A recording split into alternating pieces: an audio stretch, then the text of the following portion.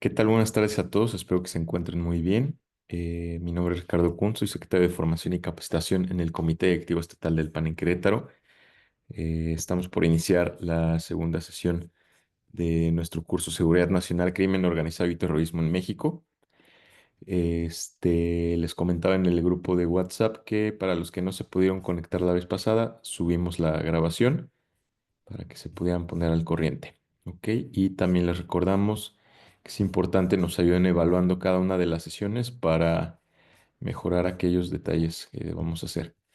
Y pues como ya saben, les pedimos de favor que nos vayan escribiendo también en el chat su nombre completo, municipio y estado desde donde nos sintonizan para el pase de lista. Y voy a empezar a compartir la diapositiva de la sesión del día de hoy. Listo. Y bueno, dejo a nuestro oponente, el maestro Jonathan Massa, para que podamos seguir con esta sesión. Entonces, adelante. Cualquier cosa aquí voy a estar. Y por favor en el chat no olviden poner sus datos para el pase de lista. Y gracias. Muchísimas gracias, Ricardo. Pues bueno, muy buenas tardes, noches a todas y a todos. De antemano, nuevamente, gracias por estar aquí en este curso. Y no me queda más que también, pues, volverles a solicitar, obviamente, su apoyo para que en dado caso, si llega a fallar alguna cuestión técnica, nos puedan avisar si es que no se ve en la pantalla o algún problema y o si nos escucha también, que nos puedan escribir. Y por supuesto también los invito a que cualquier duda, comentario, participación también que quieran realizar, pueden escribir en el chat de aquí del curso, del grupo, para ir tomando sus participaciones. De vez en vez también volteo o miro al chat para poder revisar si hay algún comentario y por supuesto compartirlo aquí con todo el grupo. Y bueno, vamos a retomar nuestro curso, la unidad 2 o la sesión 2 de este curso de Seguridad Nacional, Crimen Organizado y Terrorismo en México, que como platicábamos la sesión pasada, estuvimos haciendo todo un recuento sobre qué son los riesgos y las amenazas a la seguridad nacional para dar todo un marco conceptual. Y nos quedamos solo para retomar un par de ideas muy concretas sobre la Ley de Seguridad Nacional que les comentaba que sería idóneo que pudieran consultarla para que estuvieran un poquito al tanto de lo que nuestro marco jurídico en la materia nos aporta, no solamente obviamente en cuanto a un orden o un ordenamiento jurídico, sino también sobre aspectos claves para entender más sobre el tema de seguridad nacional en relación al crimen organizado o delincuencia organizada, como aún le denominamos en México, y por supuesto también el terrorismo, ¿no? Que está contemplado en su marco jurídico tanto en la Ley de Seguridad Nacional como también en el Código Penal Federal, ¿no? Pero bueno, en pantalla vemos precisamente el artículo 89 constitucional, ¿no? Básicamente el artículo 89 constitucional habla sobre las facultades exclusivas de la persona titular del Poder Ejecutivo Federal, es decir, quien ocupe la presidencia de la República. Y la fracción sexta de este artículo nos menciona y digo así muy enfáticamente, solo menciona la seguridad nacional, no la define, no explica mayores detalles, simplemente la menciona, ¿no? Y aquí vemos en pantalla una explicación un poco más a detalle desde el punto de vista doctrinario de qué es la seguridad nacional basada, digamos, en el artículo 89 constitucional, fracción sexta, que si ustedes consultan la Constitución, este artículo y esta fracción, van a encontrar que nos habla acerca precisamente de la facultad del presidente o de la persona que es presidente o presidenta de la República de preservar la seguridad nacional utilizando para ello, pues prácticamente a la Fuerza Armada Permanente, entre ellas, ahora sí está en la Constitución, la Guardia Nacional, para la seguridad interior y la defensa exterior de la Federación. Así lo menciona el artículo y en esta fracción concretamente. Entonces, a partir de estos dos elementos que nos dice seguridad nacional, tiene que ver con la defensa exterior y la seguridad interior de la Federación, es que también se ha desarrollado una doctrina en las instituciones, especialmente militares mexicanas, sobre qué es la defensa exterior y la seguridad interior, porque esto nos va a aportar una proyección más clara todavía para entender en qué ámbito se encuentra el crimen organizado y el terrorismo de lo que estamos hablando en este curso. Por lo tanto, si hablamos de defensa exterior como una parte sustancial de la seguridad nacional, pues vamos a encontrar en esta doctrina que se trata de acciones, recursos y medios del Estado mexicano destinados a proteger a la nación.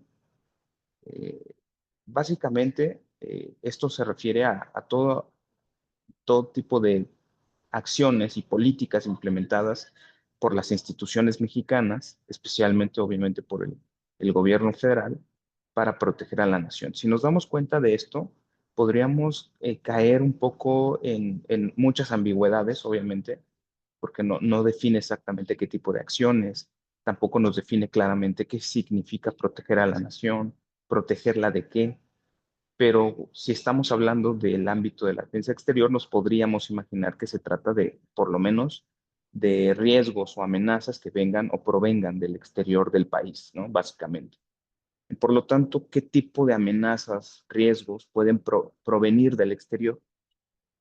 A grandes rasgos, yo les podría mencionar algunos casos prácticos, ¿no? Que quizás hemos vivido a lo largo de la historia de nuestro país. Por ejemplo, al inicio de la existencia de México y de su desarrollo inicial del país, desde la independencia, pues prácticamente el país vivió y padeció invasiones de potencias extranjeras, ¿no? La invasión francesa, los intentos de reconquista del Imperio Español, la invasión estadounidense.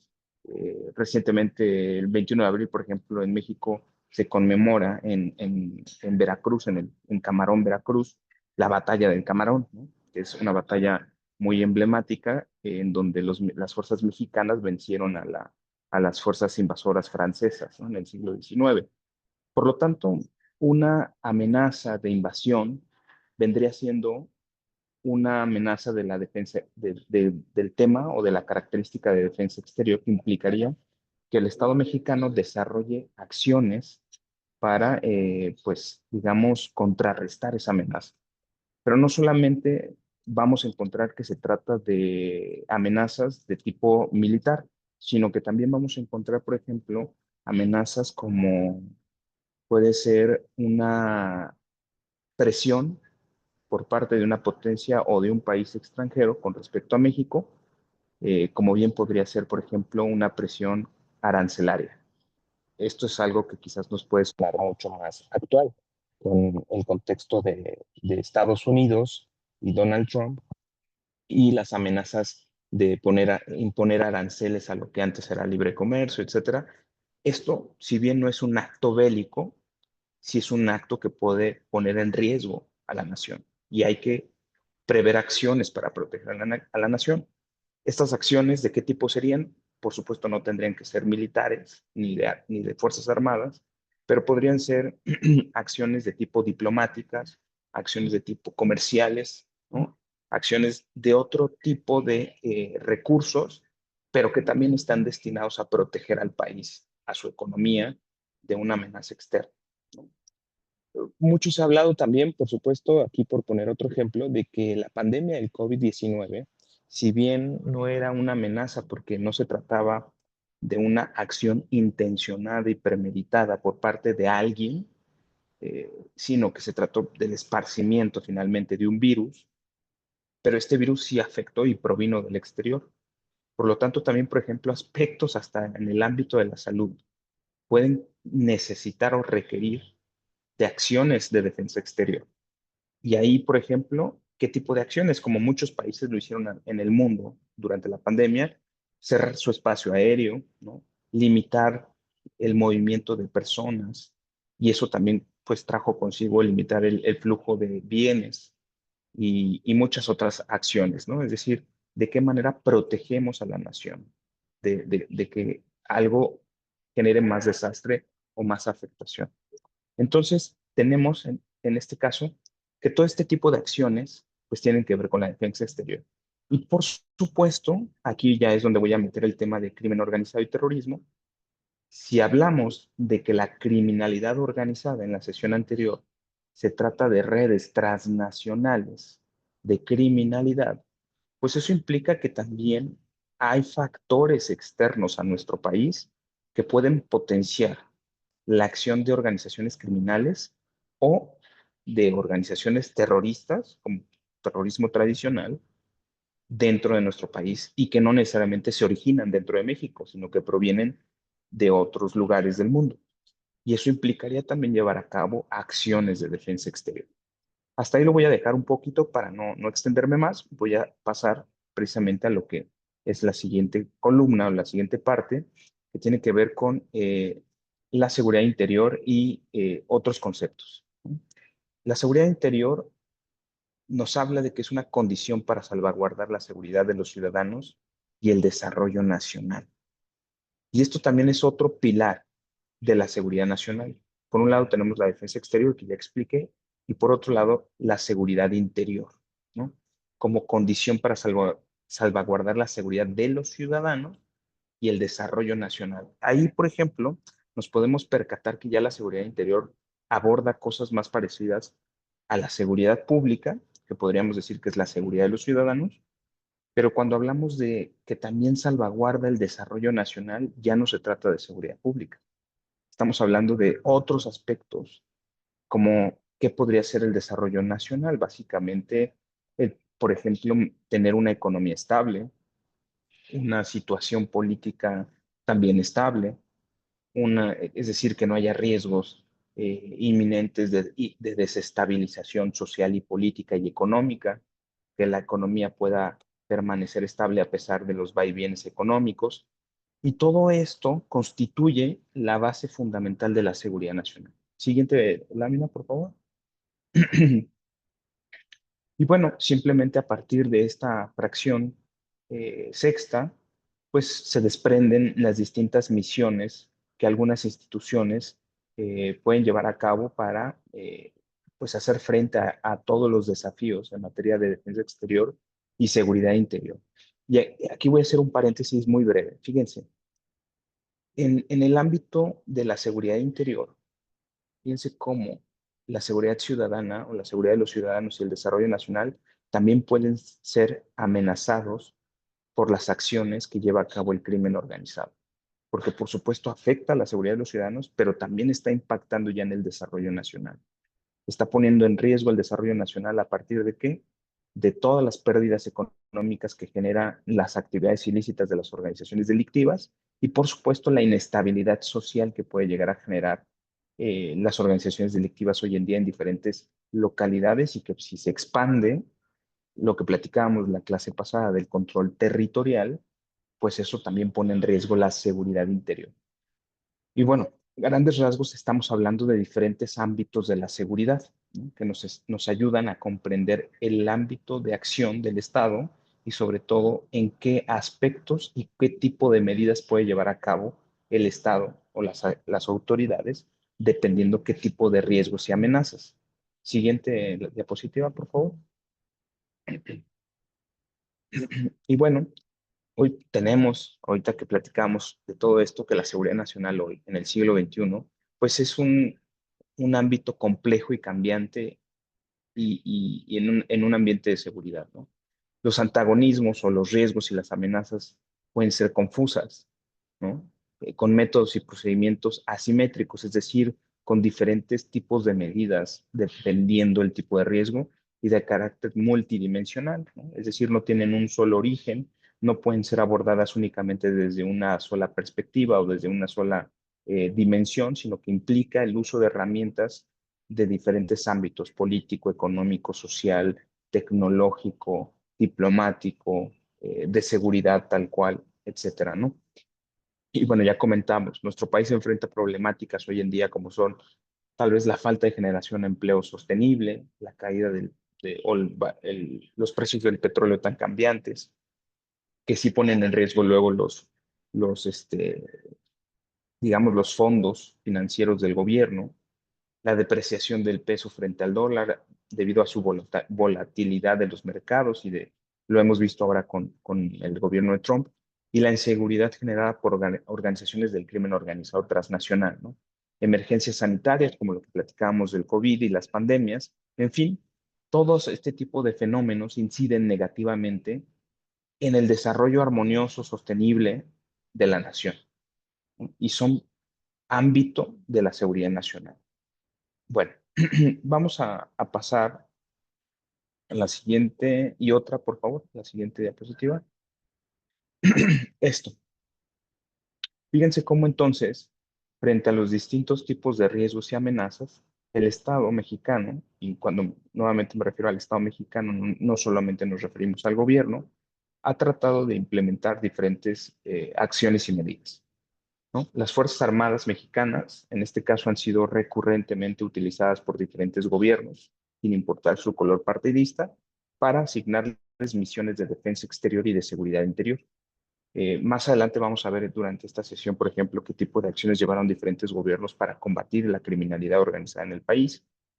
Y por ejemplo, tenemos que las Fuerzas Armadas, para hacer estas misiones, tanto de defensa exterior como de seguridad interior, han apoyado a la estructura de seguridad pública, ¿no? Acciones de tipo como la conformación de distintos órganos policiales. Por ejemplo, la propia Policía Federal, en su momento, cuando se crea la federal en en los noventas, ¿no? En el sexenio de Ernesto Zedillo, por ejemplo, la Policía Federal Preventiva, y luego con Fox, Policía Federal, se hace su transformación, y con Calderón, vamos a ver que se utiliza a una proporción del ejército, de las Fuerzas Armadas, para darles nacimiento a estas instituciones federales, y que después van generando su propia identidad y su propio tipo de perfil, ¿no? Pues bueno, no es la excepción lo que ha sucedido con la invención de la Guardia Nacional, que por supuesto no voy a entrar aquí en detalles de la discusión si estuvo mal o estuvo bien digamos, la desintegración de la Policía Federal y la creación de la Guardia Nacional. Lo que quiero resaltar aquí es cómo múltiples gobiernos de diferentes orígenes partidistas han echado mano de las Fuerzas Armadas para hacerle frente a los desafíos de la inseguridad, pero sobre todo riesgos hasta de tipo como pandemias, crisis, riesgos meteorológicos, etcétera, ¿no?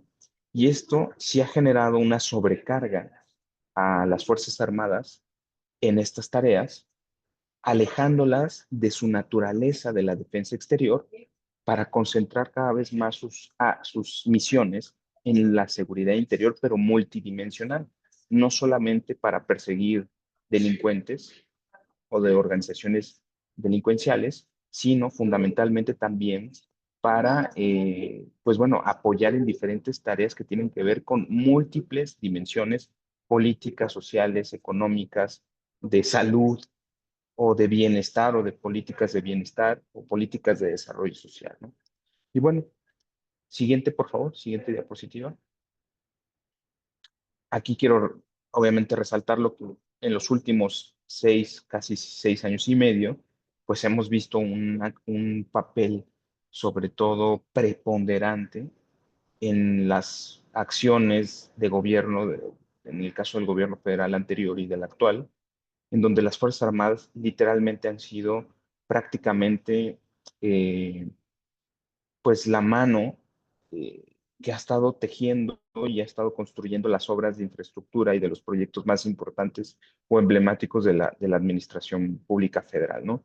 Los grandes proyectos de infraestructura, ¿no? Los aeropuertos, trenes, sucursales bancarias, programas de medio ambiente, programas de desarrollo social, programas de apoyos sociales, pero también, por ejemplo, continúan haciendo los planes de atención a riesgos meteorológicos, ¿no? Plan Marina, plan de N3C, Plan Guardia Nacional, para abatir, por ejemplo, condiciones de desigualdad social, eliminar causas de violencia, reconstrucción del tejido social, reconstrucción en caso de desastres naturales. Hoy se ha habido acentuada esta participación, dada que ha sido requerida por el poder civil, ¿no? Constituido, en este caso, para quien ostenta el gobierno. Siguiente. Y bueno, así nos lleva a que la seguridad nacional compete a todas las instancias del Estado, y bueno, su formulación siempre ha sido plural, ¿no? Y debe tender a la perturbación que interfiera en el desarrollo de la nación. Siguiente, por favor. Y bueno, la evolución de la seguridad nacional en México nos ha llevado a que sea de una visión estatocéntrica a una visión cada vez más antropocéntrica, es decir, pasar de una visión basada únicamente en la protección del Estado a una visión de protección de las personas. Y en México ha transitado hasta el actual modelo de protección integral del Estado-Nación y de la población en sus dos vertientes, defensa exterior y seguridad interior, ¿no? Siguiente, por favor. Aquí voy a ir un poquito más rápido. Las presentaciones, por supuesto, las tienen ustedes accesibles. Ya el equipo organizador las tiene para que en su momento, cuando lo definan, las puedan compartir, y donde pueden ustedes estudiar a mayor detalle todo esto que les comparto, que es básicamente doctrina que se estudia en los estudios de seguridad nacional en México, ¿no? Para su consulta. Pero seguridad nacional y desarrollo nacional básicamente van de la mano. En nuestra doctrina mexicana, así se ha concebido. Hay países que han concebido la seguridad nacional, insisto, como otra cosa, desvinculada al desarrollo. En el caso nuestro, México, desde quienes han dedicado a los estudios de seguridad nacional y desde las propias instituciones gubernamentales, han cada vez vinculado mucho más la seguridad nacional al desarrollo, al grado de que existe este binomio que se integra como que no puede haber seguridad sin desarrollo y no puede existir desarrollo sin seguridad. Bien, siguiente, por favor. Y bueno, simplemente aquí como de referencia, normalmente todo lo que tenga que ver con seguridad interior y defensa exterior lo vamos a encontrar tanto en la Constitución como en el Plan Nacional de Desarrollo. Aprovecho precisamente para comentar que recientemente la presidenta de la República envió al Congreso el Plan Nacional de Desarrollo. Y es muy importante para, sobre todo, esta clase y para quienes se interesen en profundizar más sobre este tema, leer el Plan Nacional de Desarrollo porque ahí se contienen los objetivos nacionales coyunturales, es decir, aquellos objetivos que traza una administración federal durante los próximos años de su gobierno y que todas las fuerzas o todas las capacidades del Estado y de las instituciones del gobierno federal apuntalan de alguna forma hacia, hacia dónde quieren llevar al país, ¿no? Y básicamente, si nos damos cuenta, los planes estatales de desarrollo que realizan los gobiernos estatales y los planes municipales de desarrollo van alineados al Plan Nacional de Desarrollo. Por eso es tan importante conocer qué es lo que nos está planteando el gobierno actual en objetivos nacionales de corto y mediano plazo al final del gobierno. Bien, siguiente. Básicamente en este cuadro comparativo les comparto y les ofrezco ahora sí que una comparación sobre las distintas concepciones de seguridad interior y defensa que tienen diferentes países o regiones del mundo. Esto con el objetivo de que podamos consultar y comparar cuál es la perspectiva que tiene México y cuál es la perspectiva que tienen otros países. Como les decía, la seguridad nacional tiene diferentes concepciones según cada país porque cada país define su propio rumbo, define sus propias reglas, define sus propios objetivos nacionales, ¿no? México, como insisto, tiene muy vinculado su concepto de seguridad nacional al del desarrollo nacional. Siguiente, por favor. Y bueno, precisamente ya bajando en este diagrama nos explica muy claramente cómo de este binomio seguridad nacional, desarrollo nacional se desprenden, ya veíamos seguridad interior y defensa exterior, pero cómo del ámbito de la seguridad interior se desprende más abajo la seguridad pública. Eso es lo que comúnmente nosotros estamos más familiarizados en el día a día. La seguridad pública es prácticamente lo que lleva a cabo un policía. Un policía está a cargo de la prevención del delito y de la investigación de los delitos, junto con el Ministerio Público, para el ejercicio de la acción penal a través del Ministerio Público, es decir, para, digamos, llevar a la acción penal a aquellos a quienes han cometido algún tipo de delito y sobre todo ejercer esa acción penal, ¿no? Por lo tanto, la seguridad pública tiene que ver con este, diría yo así, binomio entre la acción penal a cargo del Ministerio Público, que es básicamente quien investiga, quien tiene esa facultad, y la policía, que tiene la facultad de la prevención del delito, de la persecución del mismo. Por lo tanto, es una función, y así lo establece nuestra Constitución en el artículo 21 constitucional, función a cargo de la Federación, entidades federativas y municipios. Es una función compartida entre tres órdenes de gobierno.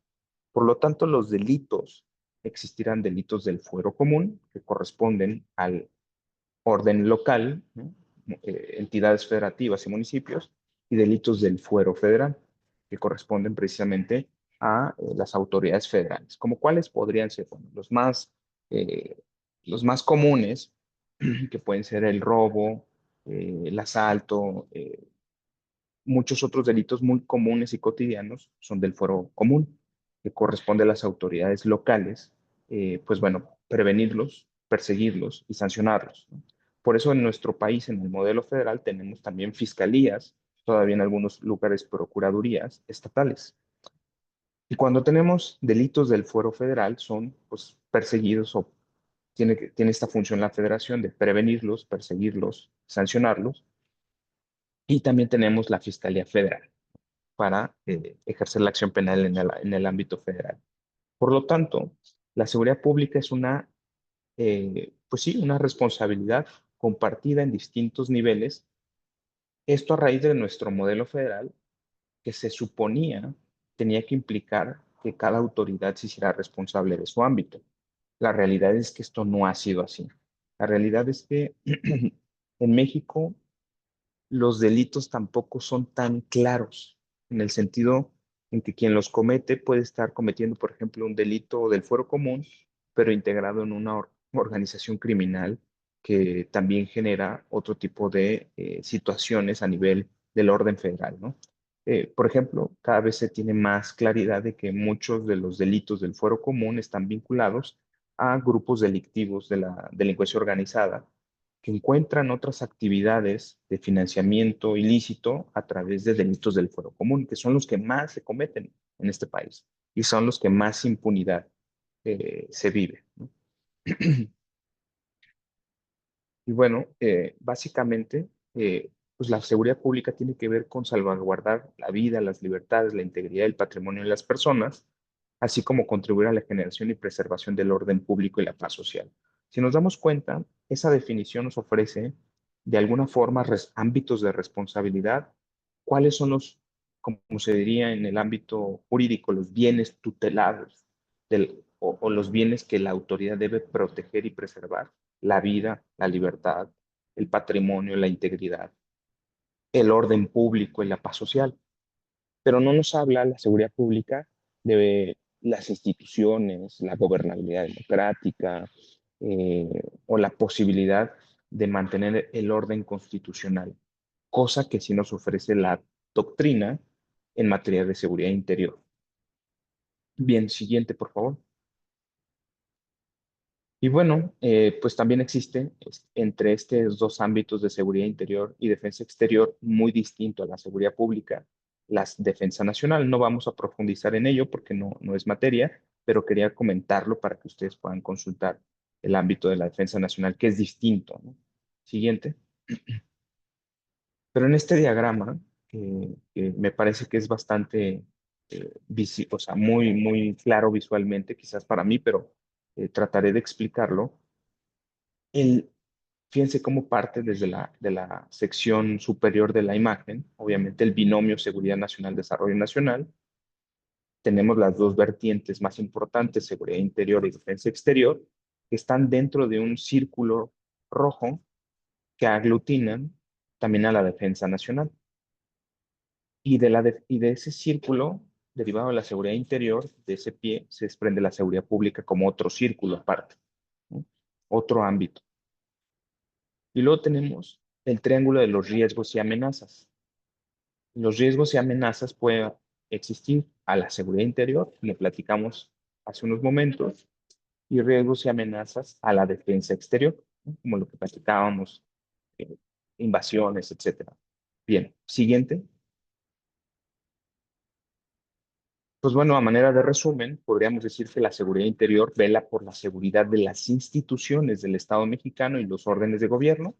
¿Cuáles podrían ser las instituciones? Bueno, el Instituto Nacional Electoral, los tribunales de justicia, el Poder Judicial, eh, y hasta, por ejemplo, que los municipios sean viables, ¿no? La viabilidad del municipio.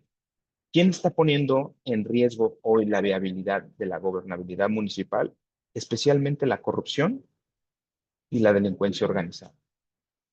Estos dos fenómenos que están íntimamente vinculados, corrupción y delincuencia organizada, están poniendo en riesgo a las instituciones del orden de gobierno municipal y por lo tanto podríamos hablar que se trata de un riesgo de seguridad interior. ¿A qué me refiero con esto de que ponen en riesgo a los municipios? Bueno, organizaciones criminales amenazando alcaldes, a los cabildos, optándolos o patrocinando candidatos para luego hacer los presidentes municipales y cooptando las direcciones de seguridad pública, cooptando las direcciones de permisos, eh, de obras públicas y colonizando, como si fueran un cáncer, las instituciones de gobierno, ¿no? Especialmente el ámbito más vulnerable, que es el ámbito municipal. Por lo tanto, estamos hablando de que esto ya no es un asunto simple y llanamente de seguridad pública, que como aquí en esta explicación, en esta lámina, nos dice que vela por la seguridad de los ciudadanos y sus bienes.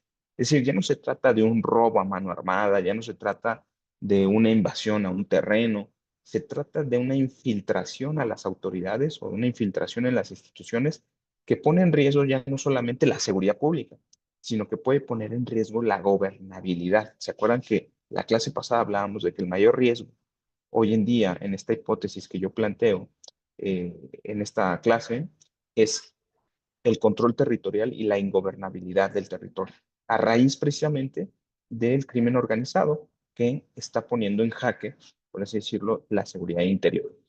Y bueno, tenemos obviamente la defensa exterior, a manera de resumen, una síntesis muy breve, pues vela por preservar la soberanía, la independencia, la integridad territorial frente a cualquier riesgo o amenaza procedente del exterior. Es decir, lo de Trump, ¿no? Las amenazas a los aranceles pueden poner en riesgo, pues sí, la soberanía, pueden poner en riesgo al país derivado de una problemática diplomática comercial que puede afectar de manera importante a la población y al desarrollo nacional. Entonces, cada cosa, poniéndola bien clara en su cajón, nos ayuda a saber qué tipo de medidas tenemos que implementar, ¿no? Es decir, pues para tratar contra organizaciones criminales, no vamos a requerir necesariamente de un cuerpo de diplomáticos que vayan a negociar con ellos, pero sí tal vez para lo que provenga del exterior que alimenta a las organizaciones criminales, necesitemos de la acción diplomática del cuerpo diplomático mexicano para, no sé, exigir que se frene el flujo de armas provenientes de Estados Unidos hacia México o para apoyar iniciativas en otros organismos internacionales que potencien las capacidades mexicanas para hacerle frente a la criminalidad. Siguiente, por favor. Bien, esto ya lo comentamos, es lo que dice el artículo 21 de la Constitución. Eh, Podemos pasar a ver, siguiente, por favor. Siguiente. Otra. Esta. Bien. Fíjense, esta diapositiva nos habla de lo que todavía está el gobierno anterior, la administración 2018-2024, nos hablaba sobre la seguridad nacional, su concepción de qué era la seguridad nacional. Para la administración anterior, la seguridad nacional requería repensarla. Y de acuerdo a la Estrategia Nacional de Seguridad Pública del gobierno anterior, se consideraba la seguridad nacional como condición indispensable para garantizar la integridad de las soberanía nacionales, libres de amenazas del Estado, para construir una paz duradera y fructífera. Premisas fundamentales que postulaba esta administración, la 2018-2024, gestionar el bien colectivo, garantizar el pleno ejercicio de libertades cívicas y establecer condiciones de justicia y seguridad que propicien prosperidad y desarrollo.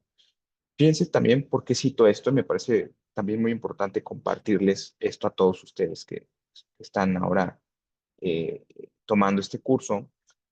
Es bien importante prestar atención a la nueva Estrategia Nacional de Seguridad Pública de este gobierno. 2024-2030. Todavía no se aprueba. Esta Estrategia Nacional de Seguridad Pública tiene que ser aprobada por el Senado.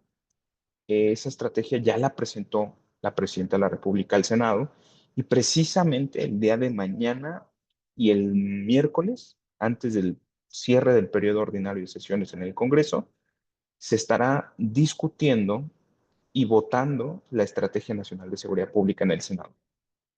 Entonces yo los invito a que cuando tengan oportunidad ya pueden consultar, lean también la propuesta que ha enviado el gobierno de la República al Senado sobre la Estrategia Nacional de Seguridad Pública, porque ahí vamos a ver todo esto que acabamos de comentar. ¿Qué es lo que está pensando? ¿Cuáles son los objetivos en materia de seguridad pública, en materia de seguridad nacional?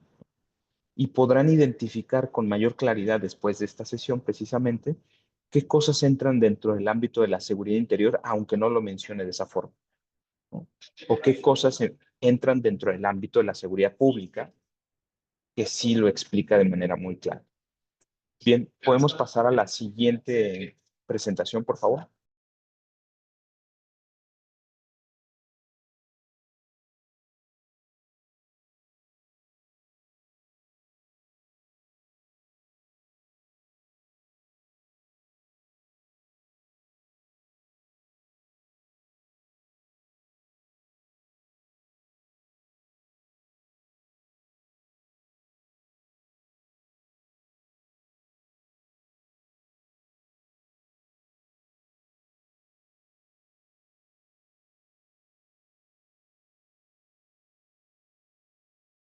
Ah, perdón, la anterior. Ahí, en esta. Listo, muy bien. Bueno, aquí viene una pequeña actividad individual. No es necesario demasiado tiempo, es una actividad reflexiva antes de continuar con el contenido de la sesión. Aquí yo lo que les quiero invitar es que, así como viene en este pequeño cartón o esta caricatura, muchas veces cuando hablamos de todos estos temas de seguridad, podría pasar que nos suceda como estas imágenes, ¿no? En la esquina superior izquierda está, digamos, la punta del iceberg y la persona encima de ella, ¿no? Y podríamos estar todos parados sobre ese iceberg. Lo que sabemos es el iceberg, la punta del iceberg. Es decir, muchas veces para poder analizar un tema como este u otro, tenemos que ir profundizando el tema o el problema para ir descifrando lo que no sabemos que sabemos. Como por ejemplo, ya cuando nos damos cuenta que no sabemos algo, ya podemos percibir un poquito más ese iceberg, pero todavía no desciframos en dónde está ubicado el iceberg, qué tan profundo es el mar en donde nos encontramos. Y eso podría ser lo que sabemos que no sabemos. Y después, por último, encontramos en la esquina inferior derecha lo que no sabemos que no sabemos. Es decir, habrá muchas cosas de estos temas de seguridad que no podremos saber porque solamente, por ejemplo, lo podrán conocer pues quienes están a cargo de la responsabilidad de la seguridad. Y que muchas veces, por el propio bienestar, por el propio éxito de las acciones en materia de seguridad pública o seguridad nacional, requieren que la población no siempre necesariamente las conozca de manera abierta, sino que se vayan tratando en los espacios de deliberación que precisamente las leyes permiten.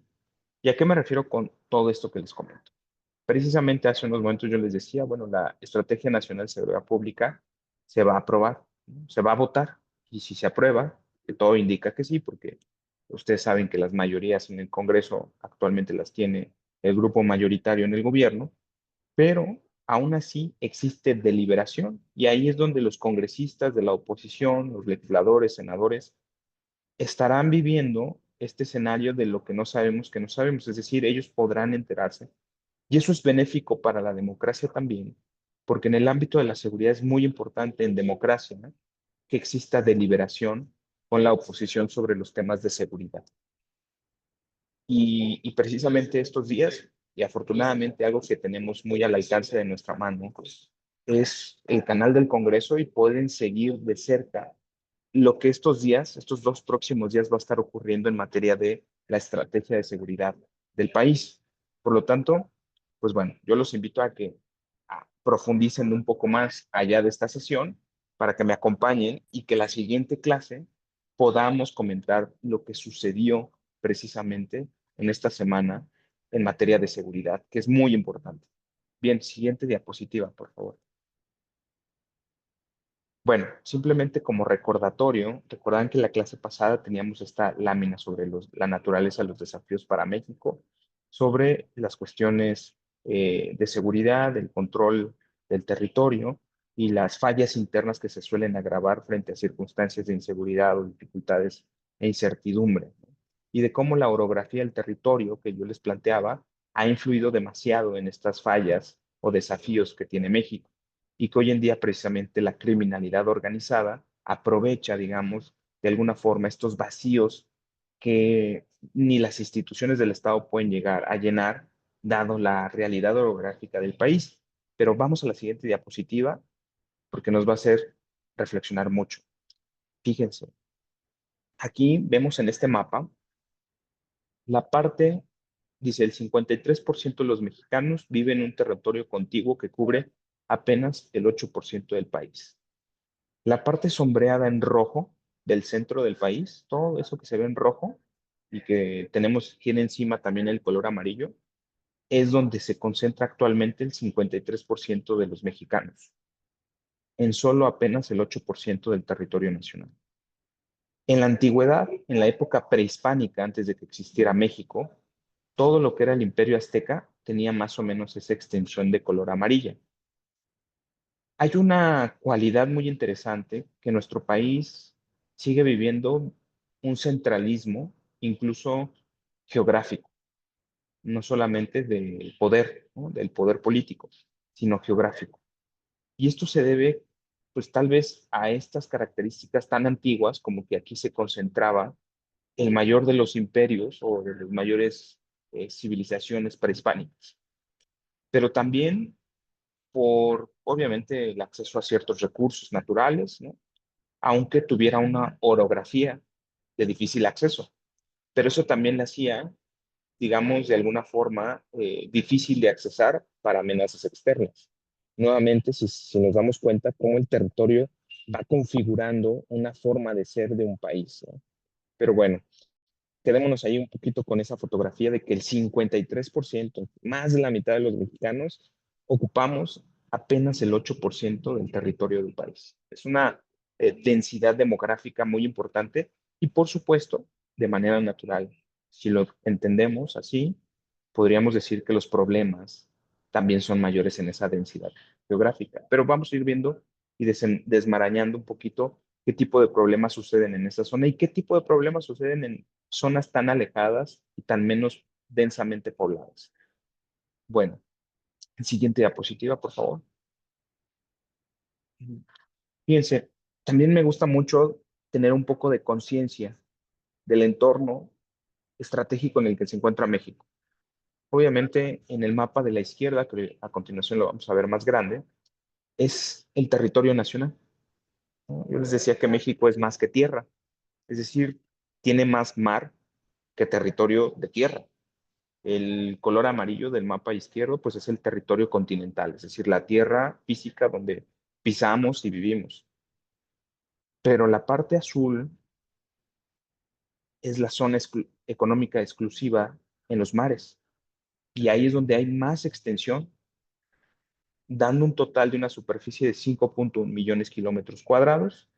En territorio de tierra, valga la redundancia, es 1.9 millones de kilómetros cuadrados.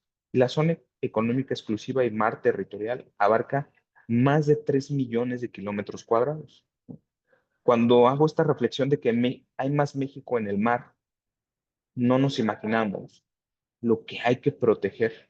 Si de por sí tenemos tantos problemas en tierra, imagínense cuántos problemas o cosas que proteger y vigilar podría haber en el mar.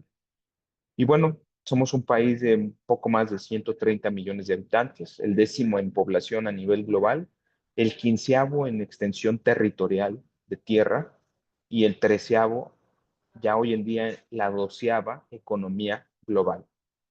No es para menos, ¿eh? Somos un país sumamente importante en el mundo. Y como decíamos en la clase pasada, a toda ruta comercial lícita va a haber rutas paralelas de economías ilícitas. Y si somos un país tan grande, con un territorio tan grande, con una economía tan importante, en el mundo existen alrededor de 200 países. Imagínense, estamos en el top 15, ya acercándonos al top 10 de los países a niveles de economía.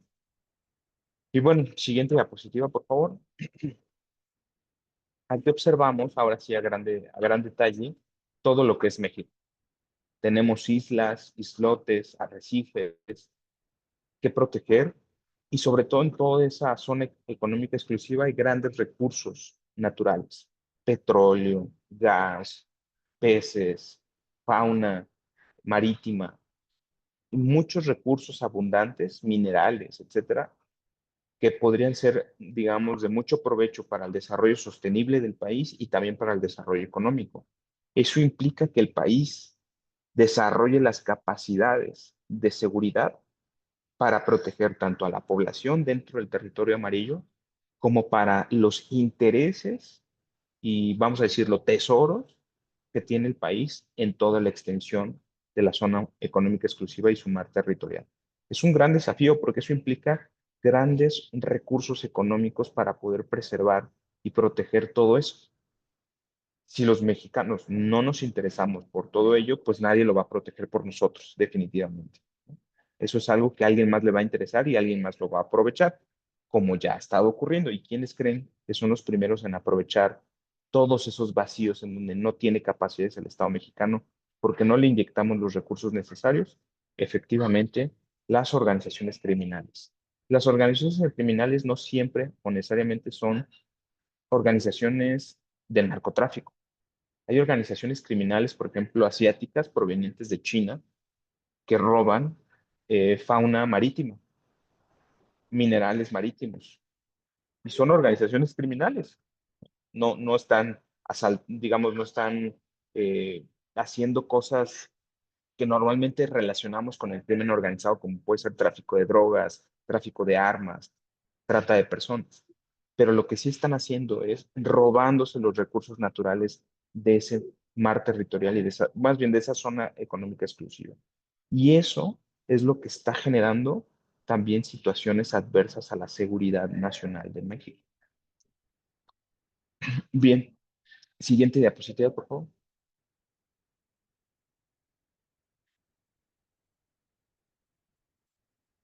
Por ejemplo, aquí vemos en esta diapositiva, a grandes rasgos, en una sola slide, la evolución del crimen organizado en México.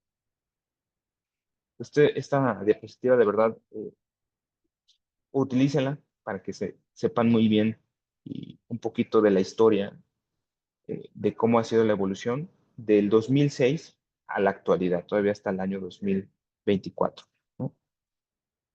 Por ejemplo, aquí vamos a encontrar eh, que en el 2006 en México, siguiendo esta flecha naranja, había alrededor de 6 cárteles regionales en el país. ¿Cuáles eran estos 6 grandes cárteles en el año 2006? La familia michoacana, el cártel del Golfo, el cártel de Milenio, el cártel de Sinaloa, el cártel de Tijuana, el cártel de Juárez. Y hacia el año 2024, ya es decir, varios años después, 2 grandes cárteles nacionales, cártel Jalisco Nueva Generación y el cártel de Sinaloa, y más de 76 mafias regionales y 422 bandas locales. Fíjense cómo se multiplicó el número de organizaciones criminales, pero también se hicieron más pequeñas algunas y solo proliferaron 2. ¿Esto qué nos llevó? A tener 2 grandes cárteles con alrededor de 24,000 miembros, mafias regionales que podrían representar un aproximado de 75,000 miembros y bandas locales que podrían representar alrededor de 76,000. Es decir, más o menos 175,000 miembros o de personas mexicanas o de otras nacionalidades trabajando en las organizaciones criminales grandes, medianas y pequeñas que hoy en día existen en el país, ¿no? Desde cárteles, porque solamente se le denomina cárteles a aquellas organizaciones que pueden operar de manera nacional o que tienen una extensión de operaciones a nivel nacional en todo el territorio y que también tienen actividades o relaciones transnacionales. Mafias regionales son para aquellas organizaciones delictivas que operan en ciertas regiones únicamente dentro del territorio mexicano.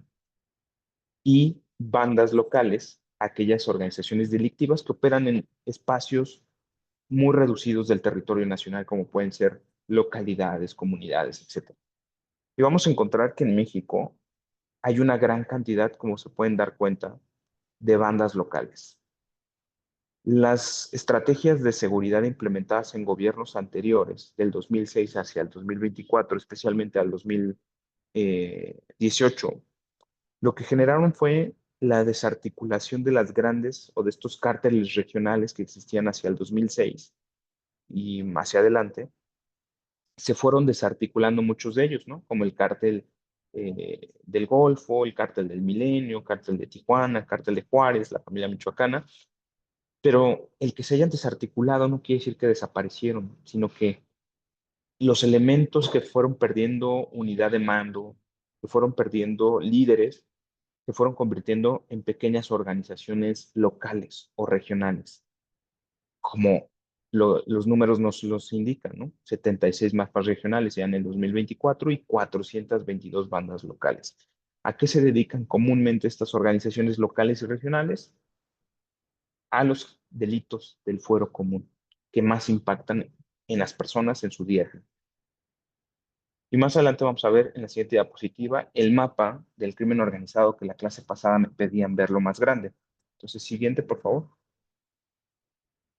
Este mapa que lo elaboró un periodista estadounidense que ha estado haciendo un seguimiento por muchos años de la criminalidad organizada en México, a raíz de sus investigaciones y a raíz de fuentes abiertas y de fuentes de inteligencia obtenidas también como los Guacamaya Leaks, logró hacer este mapeo en el año 2024, ¿no?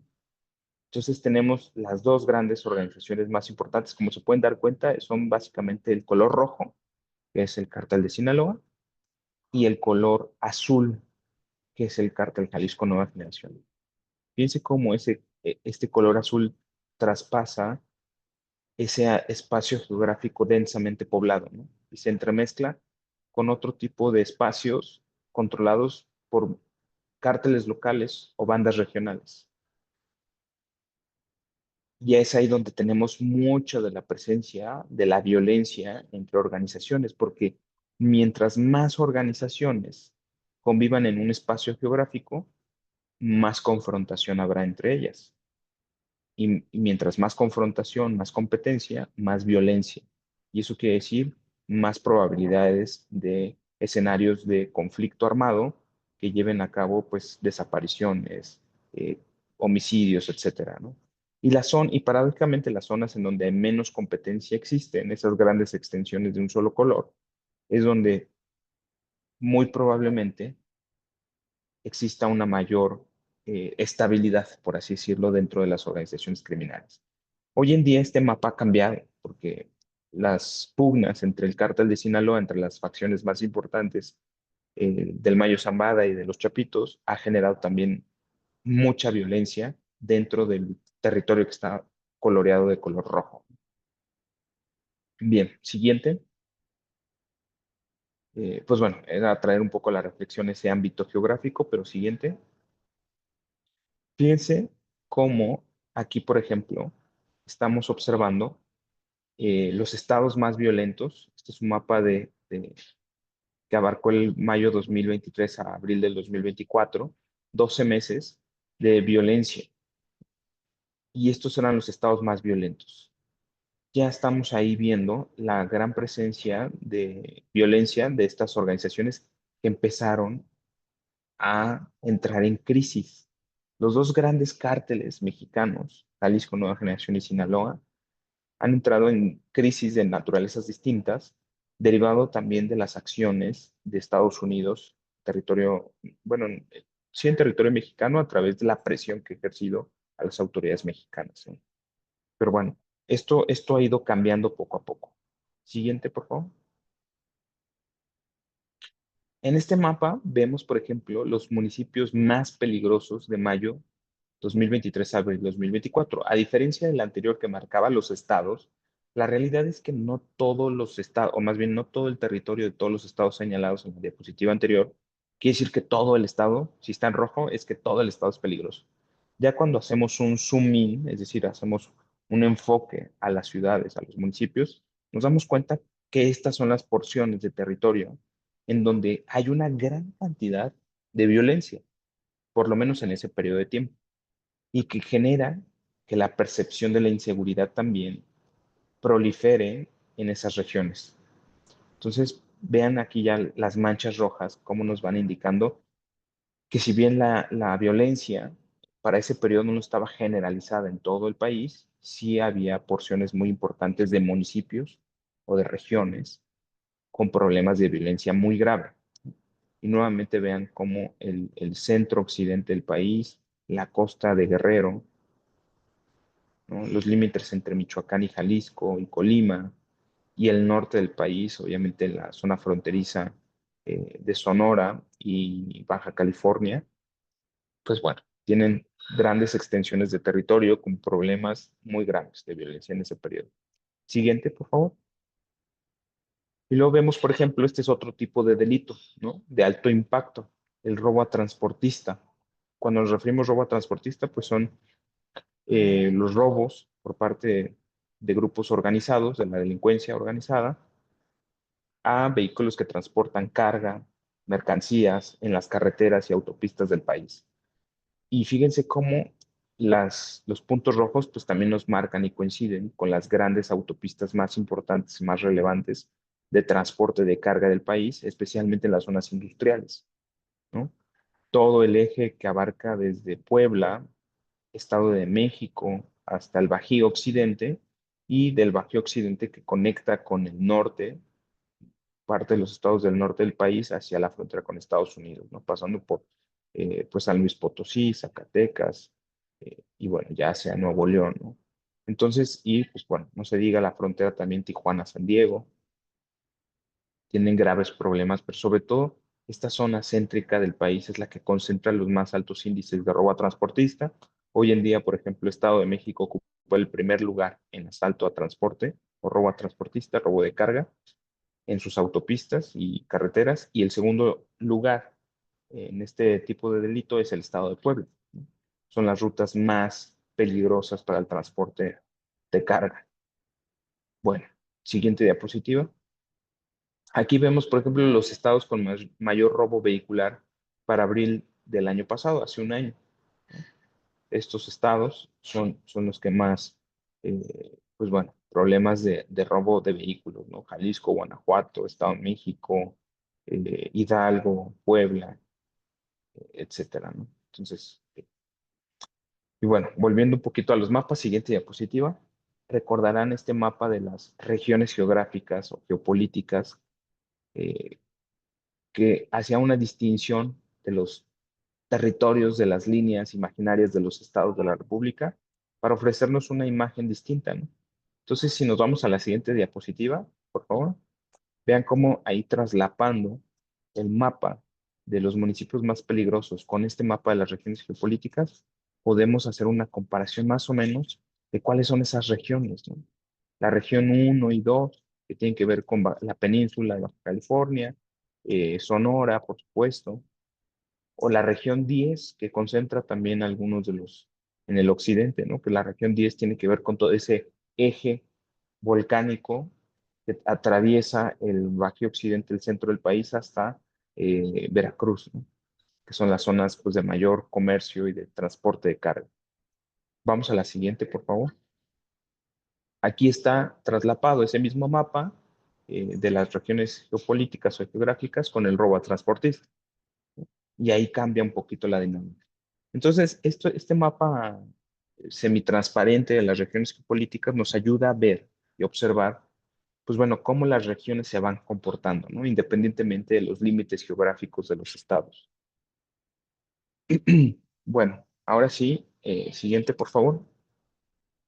¿Cómo ha sido la respuesta, el trabajo institucional de las distintas administraciones a lo largo de la historia reciente de México frente a la violencia criminal y la delincuencia?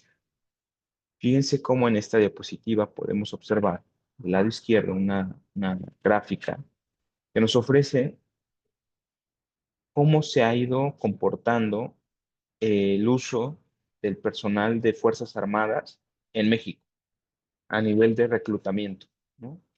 En los años 90, cuando comienza a haber datos por parte del Banco Mundial, estos son datos del Banco Mundial, hay un crecimiento eh, precisamente para el año 1994 y 95, ¿no? Ese periodo de tiempo. ¿Qué es lo que sucede en nuestro país? Estalla el conflicto zapatista en Chiapas y eso implicó un incremento de la fuerza militar para hacerle frente a un problema que, por cierto, no se trataba de seguridad pública, era un problema de seguridad interior. Ponía en riesgo la estabilidad del Estado mexicano y de la gobernabilidad de un territorio. El ejército zapatista se comportaba como una insurgencia tradicional, ¿no? Una insurgencia, eh, un levantamiento armado que, pues bueno, requirió de una acción y aquí se observa cómo se incrementó la fuerza, ¿no? Y se estabiliza durante varios años hasta el 2000, del 2006, hay un pico hacia el 2007-2008, ¿no? Donde inicia la guerra contra el narcotráfico y se dispara la epidemia de la violencia homicida en el país. ¿Por qué? Porque la medida de hacerle frente al crimen organizado, pues generó una respuesta violenta por parte de las organizaciones criminales. Y eso implicó que el gobierno tuviera que reclutar, incrementar el número de efectivos militares y esto llevó a un incremento sustancial de las Fuerzas Armadas. Y después tenemos un periodo en el que se vuelve a estabilizar el personal militar en el país, en los 2010, y se incrementa poco a poco a un ritmo constante pero pequeño durante el periodo de gobierno de Peña Nieto y hay un incremento ligero durante el periodo de gobierno de López Obrador. ¿Precisamente para qué? Pues para darle forma a la Guardia Nacional. Si nos vamos a la gráfica derecha de esta misma lámina, vamos a encontrar el número de homicidios a nivel nacional de enero a junio entre el año de 1990 y el año 2023, más o menos el mismo periodo de tiempo de la gráfica de personal militar. Fíjense cómo se comporta la línea de la gráfica del número de homicidios en el país. En los 90 hay un aumento considerable, precisamente también durante el periodo previo al alzamiento zapatista. Se reduce considerablemente hasta llegar quizás a su punto mínimo a inicios de los 2000 y vuelve a dispararse del 2007 en adelante y de ahí ya no ha bajado a los niveles de los años 90. Es decir, si observamos esta línea que parece como una montaña rusa hacia arriba, la realidad es que en el último tramo del 2019-20 al 2023, que es hasta donde llega esta gráfica, sí hay una reducción del número de homicidios a nivel nacional, pero es una reducción dentro de un pico muy grande de los últimos 10 años, ¿no? Entonces nos encontramos en una especie de meseta de violencia que si bien hay una tendencia a la baja, todavía falta muchísimo para llegar a los niveles óptimos o por lo menos a los niveles que a inicios de los años 90 existían. Siguiente diapositiva, por favor. Precisamente aquí esta línea recta, que es lo que trataba de señalar, ¿no? El incremento exponencial de la violencia en México del 2007 a la fecha. con reducciones importantes, con reducciones que tienen que ser reconocidas en los últimos 6 años, a pesar de lo que la percepción pueda generar, ¿no? Pero los datos, pues bueno, no son nuestros o no son míos. En este caso son obviamente datos que provienen de fuentes tanto oficiales como fuentes estadísticas, pero por lo menos se percibe según los datos y las fuentes esta disminución, pero dentro, insisto, una meseta de violencia que aún nos tiene en los niveles muy altos y muy graves en nuestro país, ¿no? Bien, siguiente diapositiva. Aquí vemos dentro de este periodo de tiempo que marcamos en las diapositivas anteriores, ¿qué es lo que hizo, por ejemplo, el gobierno de la administración del expresidente Felipe Calderón, 2006-2012? Las características principales son combate frontal y detención de alto perfil. Fue un sexenio que se caracterizó por combatir frontalmente a las organizaciones criminales, lo cual generó una respuesta aún mucho más violenta y agresiva por parte de estas organizaciones. Y también sus objetivos eran la detención de altos perfiles, de cabezas del crimen organizado. Recordarán, para quienes tienen más o menos una edad adulta, como un servidor, que el gobierno convocaba a las televisoras, ¿no? Para mostrar a los delincuentes frente a las cámaras en la televisión nacional, cosa que eso después dejó de ocurrir, como vamos a ver más adelante. Bueno, también durante el sexenio de Felipe Calderón se le da un robustecimiento a la Policía Federal con el apoyo de las Fuerzas Armadas. No es nuevo el apoyo de las Fuerzas Armadas a este tipo de labores. No hubo consenso con gobernadores y alcaldes, ¿no? En materia de política de seguridad. Fue muy, muy difícil para el gobierno de Felipe Calderón llegar a consensos y acuerdos con gobernadores y alcaldes en este sentido, y eso llevó a una gran fricción del gobierno con respecto a la política de seguridad implementada, ¿no? Y esto también llevó a un deterioro de su política de seguridad por grandes críticas y por conflictos políticos con la oposición de aquel entonces. También, ¿qué otra característica durante este gobierno? Se fragmentaron las organizaciones criminales a las cuales fueron combatiendo y desmembrando de alguna forma, pero se fragmentaron muchas de ellas, generando precisamente bandas locales o organizaciones regionales, ¿no? Como hoy en día podemos observar en la familia michoacana y otro tipo de organizaciones como eh, facciones de lo que llegaron a ser grandes cárteles, ¿no? Hubo una dispersión geográfica en la violencia homicida en el país en este periodo, ¿no? Se caracterizó precisamente por esta respuesta violenta de las organizaciones y derivó en un incremento del 200% de los homicidios, ¿no? Ese pico considerable de violencia pues nos llevó a esos resultados. Siguiente diapositiva, por favor.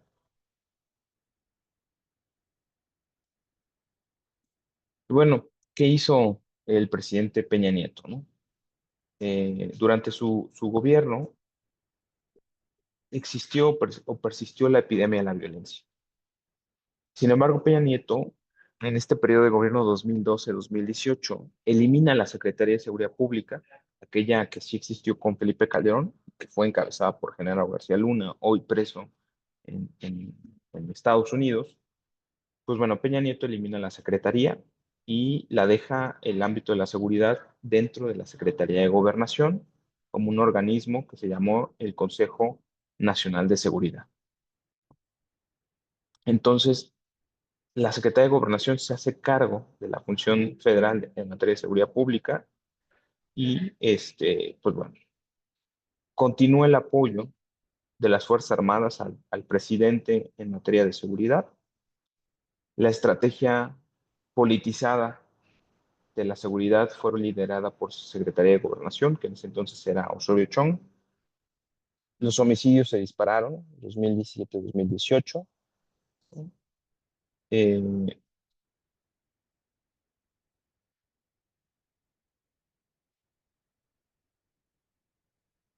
permítanme, perdón, permítanme un tantito.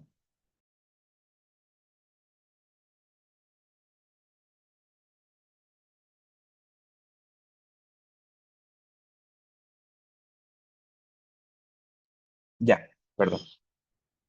Bien. Durante este periodo de gobierno se disparan los homicidios, especialmente en el último tramo del gobierno de Peña Nieto 2017-2018, derivado también de la política de no confrontación, no se creó con López Obrador. La política de no confrontación se empezó a dar ya hacia finales del cierre del sexenio de Peña Nieto. Es decir, podríamos decir que los abrazos no balazos comenzaron con Peña Nieto, solo que él nunca los anunció. Y eso llevó a un incremento de otro tipo de delitos por parte de organizaciones criminales. Recordemos que ya para el periodo de gobierno de Peña Nieto, las organizaciones grandes o medianas que existían en el país se fragmentaron y se convirtieron en organizaciones locales o regionales, que al ya no tener las capacidades para hacer, no sé, delitos transnacionales, se dedicaron a hacer delitos más locales. ¿Y cuál fue el delito que proliferó durante el sexenio de Peña Nieto? Precisamente fue el huachicol, el robo del combustible, el asalto en carretera, también la extorsión, etcétera. Eso sí, se disminuyó el secuestro en el país, pero bueno, en ese periodo del sexenio de Peña Nieto emerge el Cártel Jalisco Nueva Generación como la organización criminal más letal. Ahí es donde comienza el auge de esta organización delictiva que después pondría en jaque y que sigue poniendo en jaque a muchas autoridades. Siguiente, por favor. Y luego tenemos, obviamente, el sexenio que ya terminó de el expresidente Andrés Manuel López Obrador 2018-2024. ¿Cuáles son las principales características de este gobierno? Siguió la utilización de las Fuerzas Armadas, pero una reorientación de las mismas. Si bien ya no se les iba a requerir para combatir frontalmente a las organizaciones criminales, como ya se había comenzado a hacer con Peña Nieto en su último periodo de gobierno, ahora se les va a reorientar a los proyectos de infraestructura. Y una parte se dedicará a crear la Guardia Nacional. Como elimina la Policía Federal, crea la Guardia Nacional y entonces entre crear la Guardia Nacional como un cuerpo de seguridad pública y reorientar a los militares a labores de proyectos de infraestructura y política social, pues el vacío en materia de seguridad se fue ensanchando en el país.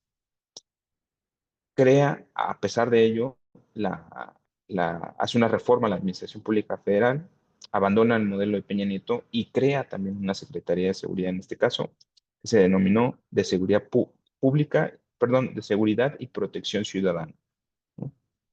Sin embargo, es una secretaría que no tenía eh, realmente una policía, porque la policía, en este caso la Guardia Nacional, estaba o provenía de las Fuerzas Armadas, era administrada por las Fuerzas Armadas y realmente no le respondían al secretario de Seguridad y Protección Ciudadana en turno, sino al secretario de la Defensa.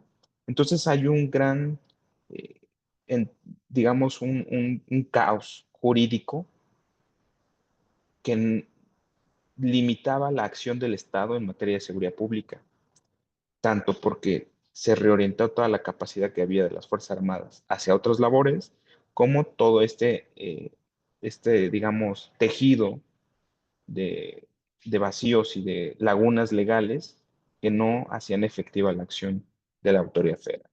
Y eso, sumado a la estrategia, por supuesto, de no confrontación contra la delincuencia, de abrazos no balazos, y la concentración de recursos de seguridad, nuevamente se regresa a un modelo centralista, más la austeridad presupuestal, pues eso fue generando que las organizaciones criminales tuvieran de alguna forma espacios de mayor incidencia en el ámbito de los territorios en los que operaban, ¿no? Como coloquialmente se ha comentado, pues las fortaleció. Y bueno, esto también consolidó un duopolio criminal en el país. Las dos grandes cárteles que aún tenían operaciones a nivel nacional o tenían alcance nacional más operaciones transnacionales, pues fueron el cártel Jalisco y el cártel de Sinaloa, se consolidaron, ¿no? Se disparó la extorsión y las desapariciones en el país. Hemos visto los efectos recientemente precisamente con casos de desapariciones y campos pues, de entrenamiento de personas que incluso son obligadas y desaparecidas si no acceden a trabajar con las organizaciones criminales. Y bueno, la expansión de mafias regionales, pérdida de porciones de control territorial y tensión en la cooperación con Estados Unidos, ¿no? Aquí una característica muy importante es la tensión con Estados Unidos. Bien, siguiente, por favor. Y bueno, luego tenemos que el Estado mexicano, fíjense, estos datos son importantísimos. ¿Cómo está el estado de fuerza de seguridad? Es decir, ¿con qué contamos en México frente a todos estos escenarios y frente a todo? Bueno, hasta todavía el año pasado, diciembre del año pasado, México con qué contaba para hacerle frente a la inseguridad y para abarcar lo que en la esquina superior derecha es este gran tesoro que es el país, ¿no? Que les comentaba de la extensión territorial, el mar, la zona económica exclusiva, etcétera. Pues bueno, para hacerle frente y para proteger todo eso, teníamos o tenemos eh, por lo menos 370,000 elementos de las Fuerzas Armadas. Quizás hoy en día ya estamos en alrededor de los, quizás mm, casi 400,000 elementos. Y una fuerza de policías locales, es decir, corporaciones estatales y de seguridad pública municipal en todo el país con alrededor de 270,000 elementos. En el ámbito de las Fuerzas Armadas, el Ejército 140,000 elementos, la Fuerza Aérea 30,000 elementos, la Guardia Nacional hoy en día tiene 133,000 elementos y la Armada o la Marina 87,000 elementos. Y fíjense los datos en la seguridad pública, en el ámbito de la seguridad pública de policías locales. Esos 270,000 elementos se dividen en 32 corporaciones estatales, es decir, policías estatales, y 2,463 municipios que tiene el país, pero, como bien se indica ahí, solo de esos 2,463 municipios, solo 1,812 municipios, es decir, el 73%, tiene policías. El otro restante no tiene policías, es decir, 26%, que son 651 municipios. En el país, una tercera parte de los municipios del país no tienen policías. Pero ojo, ese 73% que sí tiene policías, veamos a detalle cómo están. Solo 413 municipios tienen corporaciones de más de 50 elementos, que representa en realidad apenas el 16,8% de los municipios del país. 366 municipios cuentan entre 21 y 50 elementos de policía. Eso representa el 14,9% de los municipios del país.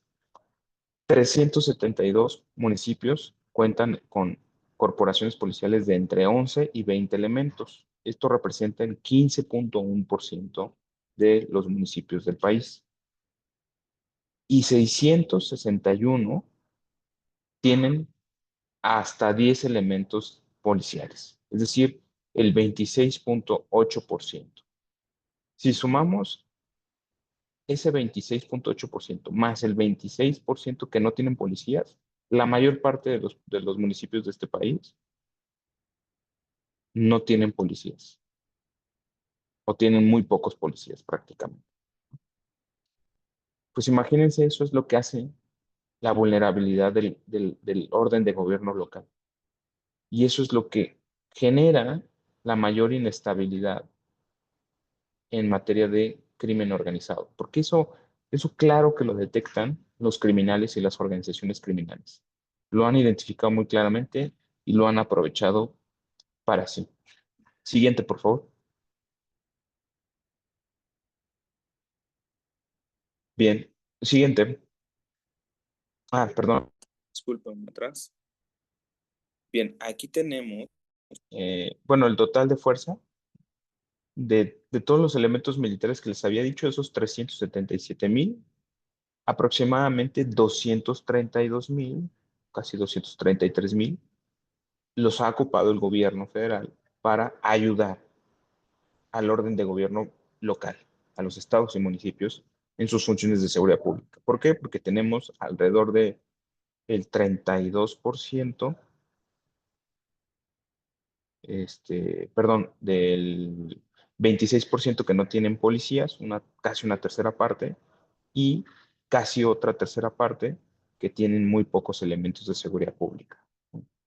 Bien, siguiente, por favor. Y fíjense con los dichos, aquí es una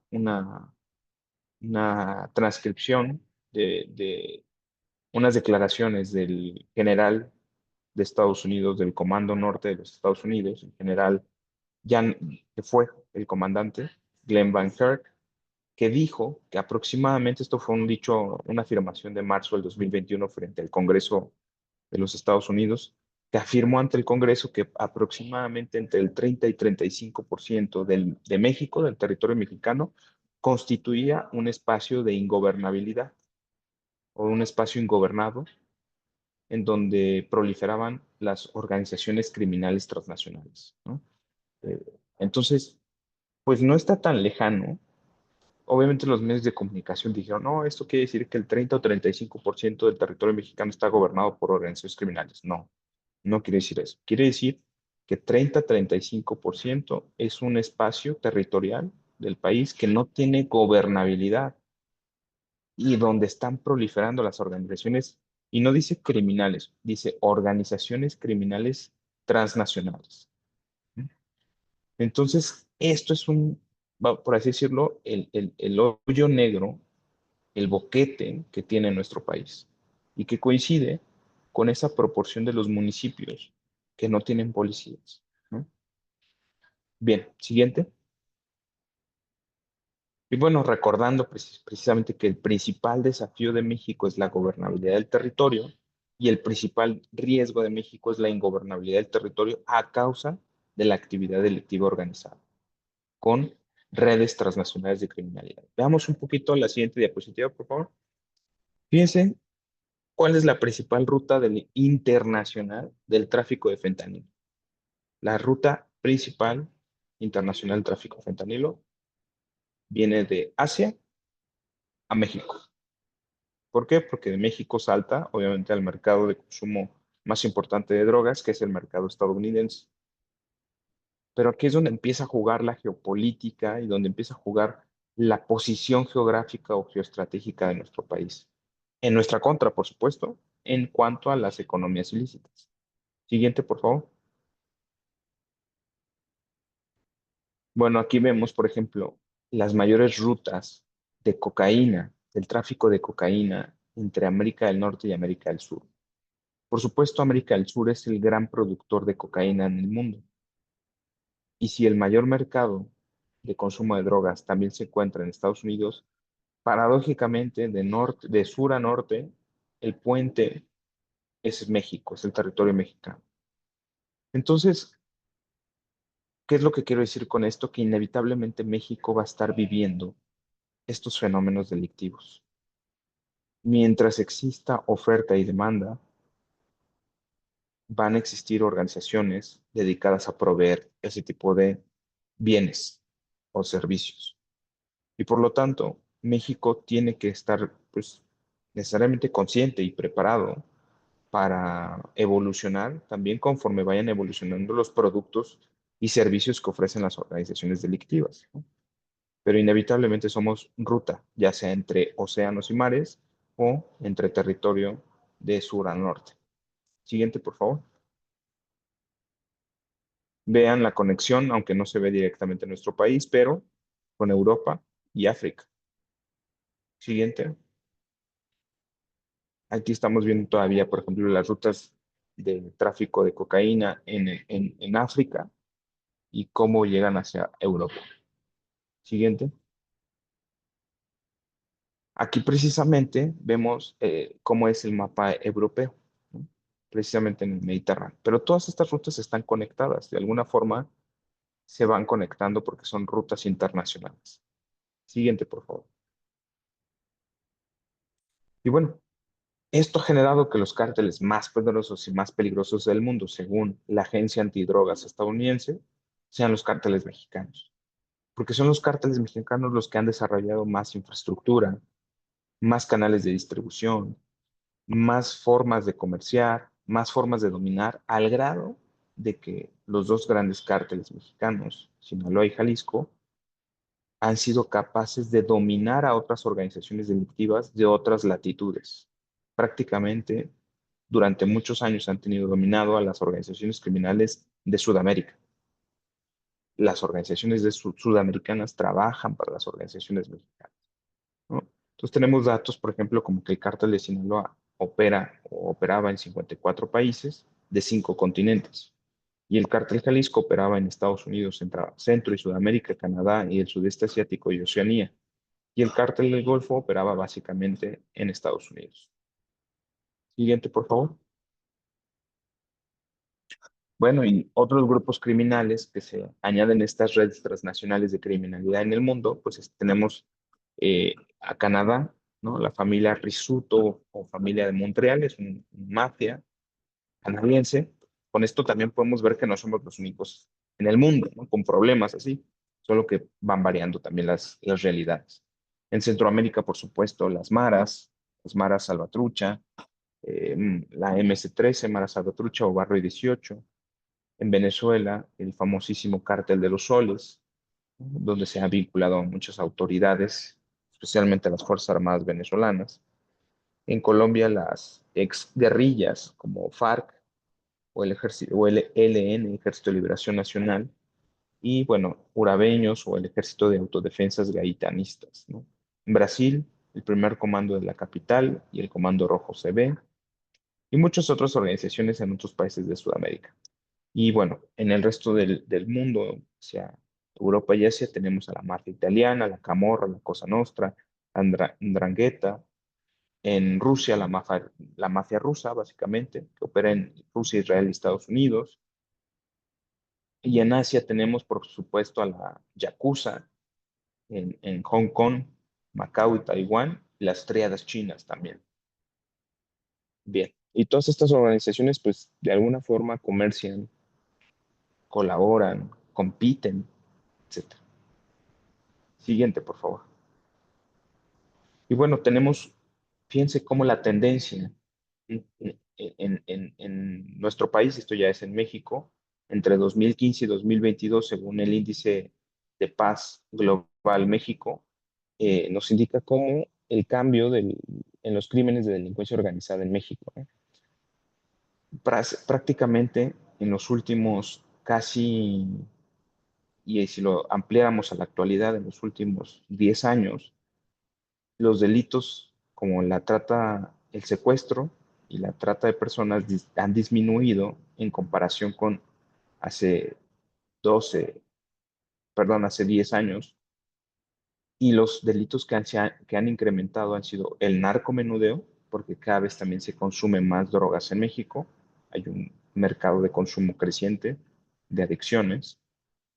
La extorsión como una fuente de ingreso de muchas organizaciones locales, estas bandas locales y regionales que derivaron de la fragmentación de los grandes cárteles del 2006 en adelante, y otro tipo de delitos, ¿no? Bien, siguiente, por favor.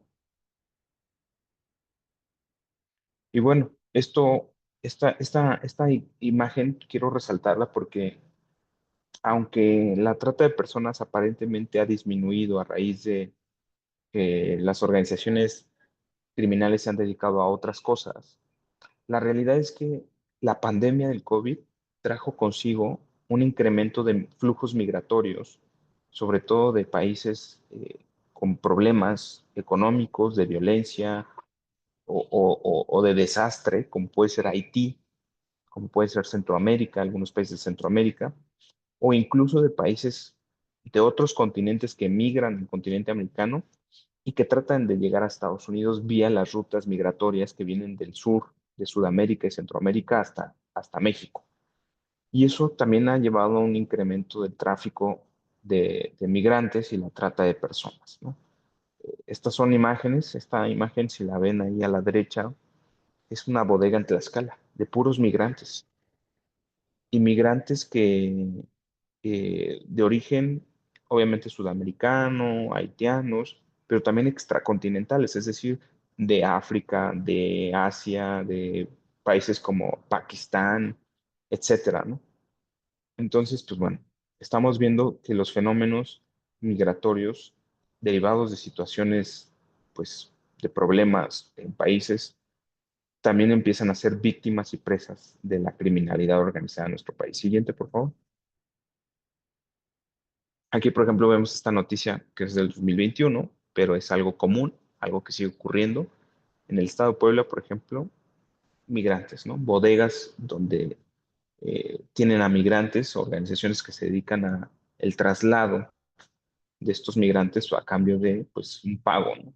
Y son organizaciones que se engarzan, que colaboran con otras organizaciones dedicadas al tráfico de migrantes, ¿no? Que vienen desde la frontera sur de México. Siguiente, el encabezado de la nota. Rescatan a 723 migrantes ocultos en una bodega en una comunidad denominada Coaxumulco, en Tlaxcala, originarios de Guatemala, Honduras, El Salvador, Nicaragua, etcétera. Siguiente. Bueno, localizan a 148 migrantes chinos. Fíjense, perdón, la anterior, esta. Ujú. Aquí esta nota nos habla es de enero del 2024. Localizan a 148 inmigrantes chinos que presuntamente trabajaban en pozos de agua ilegal en Hidalgo, ¿no? Tras realizar un cateo en un predio con pozos ilegales de agua en Emiliano Zapata Hidalgo, la Fiscalía General de la República encontró a 148 inmigrantes chinos que presuntamente laboraban en el lugar. Bueno, en México también existe el huachicol del agua, no solamente del combustible. Y paradójicamente las empresas, se ha encontrado, como este caso, empresas chinas que pues obtienen recursos de agua, huachicol de agua, ilegal, en donde tienen trabajando a inmigrantes de su propia nacionalidad de manera ilegal en México, explotando pozos ilegales de agua, ¿no? Entonces, para que vean que los problemas no solo son locales, ¿no? O no solamente son de naturaleza entre mexicanos, ¿no? También tenemos presencia de organizaciones criminales de otros países operando en México, traficando agua, traficando recursos. Siguiente. Y por ejemplo, pues también de las cosas más tristes, aparte de la destrucción de vidas humanas, pues es la destrucción de la naturaleza y del entorno y de esa casa común que tenemos los seres humanos, que es el entorno de la flora y la fauna, ¿no? El tráfico de especies que se ha incrementado en nuestro país, eh, etcétera, ¿no? De una forma también abrumadora. Siguiente. Y por ejemplo, ¿no? En los lugares más recónditos de México, no solamente las organizaciones criminales operan, sino que también construyen infraestructura. Esta es una pista de aterrizaje clandestina para avionetas, pues para el traslado, tráfico de drogas, etcétera, ¿no? Esta es en alguna parte del estado de Chiapas, en donde, pues en medio de la selva, pues construyen sus pistas de aterrizaje, ¿no? Siguiente, por favor. Pues también los famosos, pues puntos de avanzada de organizaciones criminales de vigilancia en las sierras, en donde tienen puestos de vigilancia. Siguiente, narcolaboratorios. Siguiente diapositiva, por favor. Narcolaboratorios, campos de entrenamiento, en fin, las noticias que cada vez descubrimos más los mexicanos a través de los medios de comunicación, tristemente, ¿no? Siguiente. Y bueno, esto nos lleva precisamente a analizar muy brevemente que el mundo de la criminalidad no solamente sucede en México, son mercados globales en los cuales se inserta la economía mexicana y en donde se insertan proveedores mexicanos como las organizaciones delictivas, ¿no? ¿Qué tipo de delitos? La trata de personas, tráfico de personas, de migrantes, la extorsión, el tráfico de armas, el tráfico de bienes ilícitos, en fin, ¿no? Flora, fauna. recursos no renovables, tráfico de drogas, de cocaína, de cannabis, de tráfico de drogas sintéticas, que es la que más crecimiento ha tenido. Pero también tenemos delitos en los que participa la delincuencia organizada, como son los ciberdelitos, ¿no? Las criptomonedas también, y bueno, delitos financieros, que son los que también han crecido más. En el mundo ha crecido sobre todo el tráfico de migrantes, trata de personas y los delitos financieros y los ciberdelitos. Siguiente. Y bueno, nuevamente ya la conexión global de todas las rutas, tanto de distintos tipos de delitos que mencionábamos hace unos momentos, ¿no? Heroína, drogas, armas, especies, flora, fauna, piratería, minerales, etcétera. Así se mueve la economía, tal y como se mueve la economía global de mercancías. Estas mismas son las rutas de la economía legal. Bien, siguiente. Este mapa ya lo habíamos visto. Siguiente, por favor. Y bueno, nada más quisiera señalar aquí en esta imagen cuáles son los puntos de entrada con el exterior que tenemos cuando no se trata de nuestra frontera norte o sur, ¿no? Cuando se tratan de las fronteras marítimas, estos son los puertos más importantes, por donde entran la mayor cantidad de mercancías ilegales a nuestro país provenientes de Asia o de Europa o de México saliendo hacia Europa. Por eso se ha vuelto tan importante la participación en este caso de los puertos, por ejemplo, de la Marina Mexicana, ¿no? De la Secretaría de Marina, de hacerse cargo de los puertos, de las administraciones portuarias, para llevar un enfoque más enfocado a la seguridad, para evitar el ingreso y para evitar también la salida hacia otros mercados de mercancías ilícitas, lo cual obviamente es una tarea eh, titánica, pero que ha requerido nuevamente de echar mano pues de una fuerza armada como es la Marina Mexicana. Siguiente. Y este es otro mapa que les había comentado de los Guacamaya Leaks, ¿no? Con información hasta el año 2022 de la distribución geográfica de la participación de organizaciones criminales. También se los dejo, yo les prometí también compartirles algo más grande, entonces también se los dejo aquí en la diapositiva.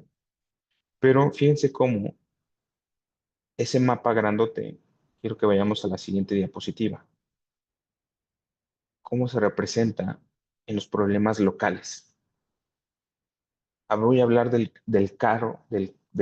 ejemplo, del caso del cártel de Santa Rosa de Lima.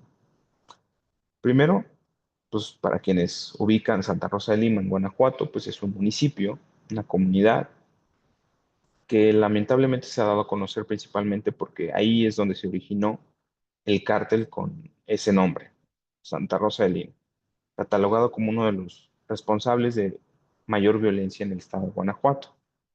Bueno, ¿qué ha pasado? Hablamos de todo este contexto global, transnacional, de la evolución de la delincuencia en México, de las medidas implementadas por distintos gobiernos, pero ¿cómo se traduce toda esa situación a nivel local? Fíjense, Santa Rosa de Lima es un claro ejemplo. Tiene menos de 5,000 habitantes, ¿no? Según datos de población del INEGI. Su mayor problema actualmente pues, es la delincuencia, la inseguridad y las adicciones. Su principal actividad económica era la agricultura y bueno, eh, pues es un municipio en donde, pues como en cualquier otra comunidad mexicana, pues tiene sus tradiciones, su cultura, sus fiestas patronales, etcétera. Siguiente, pero no como cualquier otro municipio de México, tiene una de las organizaciones delictivas más agresivas y violentas y con mayor capacidad de fuego que pudo haber tenido una organización de carácter local. A diferencia de Sinaloa o Jalisco, esta no se trataba de una organización que se extendió demasiado en distintas regiones del país, sino que se concentró en donde era originaria y prácticamente se convirtió en la fuente de ingresos de una familia que la controlaba esta organización y en un estilo de vida para muchos otros elementos que formaron parte de sus filas, ¿no? Hoy está en franco declive esta organización con el riesgo de que se fragmente y se hagan organizaciones más pequeñas delictivas. y que esto implicaría posiblemente, ojalá que no, que se disparen otro tipo de delitos del fuero común dentro de esta región, ¿no? De Guanajuato. Pero fíjense cómo se llegaron a armar, cómo llegaron a desarrollar una identidad, un sentido, un propósito, etcétera. Siguiente. Y bueno, en el estado de Guanajuato este fue su control territorial y de disputa contra Jalisco, especialmente contra el cártel Jalisco Nueva Generación y contra otras organizaciones delictivas, pero un corredor especialmente importante, tanto para la economía industrial y formal del Estado, como para la economía ilícita de estas organizaciones criminales, ¿no? Siguiente. Y bueno, esto en donde deja parado a México en índices como el índice de paz. Eh, México, el último que se editó, que se publicó en el año 2024, el año pasado, hablando de los datos 2023, ¿no? Bueno, pues constata que la tasa nacional de delincuencia organizada en México ha aumentado en un 64,2% en los últimos 8 años, prácticamente, como les decía, del último periodo de gobierno de Peña Nieto, el último periodo de 2 años, hasta durante prácticamente todo el sexenio anterior, se incrementó en ese porcentaje aproximadamente, ¿no? Y bueno, ya decíamos qué tipo de delitos se incrementó, el narcomenudeo, la extorsión. Siguiente, por favor. Y bueno, este aumento, tanto de la delincuencia organizada en el país, pues bueno, pues, principalmente fue impulsado por deterioros en la extorsión y narcomenudeo, con aumentos en la tasa respectiva de 59,5% en la extorsión y narcomenudeo 148% respectivamente, ¿no? Por el contrario, la tasa de secuestro y trata de personas han disminuido en un 54,4% desde 2015, mientras que la tasa de delitos graves ha disminuido un 40,7%. Y aquí en la gráfica que vemos a un lado, vemos, por ejemplo, l- los eventos de incautación de drogas en la frontera entre México y Estados Unidos por tipo de droga entre el periodo 2019 y 2022. Un periodo muy especial porque es cuando comienza la administración de Biden a ejercer una mayor presión sobre el gobierno mexicano para frenar el flujo de fentanilo. Fíjense cómo precisamente la incautación de fentanilo es la que proliferó y cada vez se fueron incautando menos cocaína, metanfetamina, marihuana o heroína. ¿Por qué? Porque también las organizaciones criminales, al encontrar mayor mercado en el fentanilo, pues fueron reorientando su proveeduría. Pero también quizás los propios gobiernos prestaron ya menos atención a otras drogas para concentrarse en el fentanilo. Estas estadísticas nos pueden hablar de estos dos fenómenos. Siguiente, por favor. Y dentro de México, fíjense cómo la extorsión a negocios derivado de estas organizaciones locales proliferó. Aguascalientes y Guerrero llegaron a pedir, llegaron a ser donde los comercios padecían de mayores cantidades de extorsión, por lo menos en cifras de lo que era requerido por delincuentes, pero prácticamente en casi todo el país se extendió la extorsión como una fuente de ingreso de organizaciones delictivas, especialmente locales, ¿no? Bueno, siguiente, por favor. Nuevamente con esta gráfica podemos observar que el total de homicidios relacionados con la delincuencia organizada en un periodo de 2015 a 2022 se fue como estancando. De alguna forma, eh, estamos en esa meseta de violencia. Yo le llamo de esa forma, ¿no? No quiero decir que ya la violencia ha disminuido, sino que más bien se estabilizó, se estancó, se estabilizó la meseta de violencia, ¿no? Y bueno, el aumento de los niveles de delincuencia organizada en México ha sido visible, no solo en estas cuatro actividades generadoras de ingresos, de fentanilo, extorsión, perdón, tráfico de drogas, extorsión, narcomenudeo, etcétera, sino también en el aumento de las tasas de homicidios y violencia extrema en el país. Siguiente. Y bueno, Aquí vemos, por ejemplo, esta gráfica de las muertes por conflicto entre cárteles asociadas con los 5 grupos más letales en México entre el periodo de 2004 y 2021. Prácticamente todo el periodo de la guerra contra el narcotráfico hasta la mitad del sexenio anterior. Las muertes por conflictos entre cárteles han aumentado considerablemente desde 2017. Aquí vemos cómo se dispara.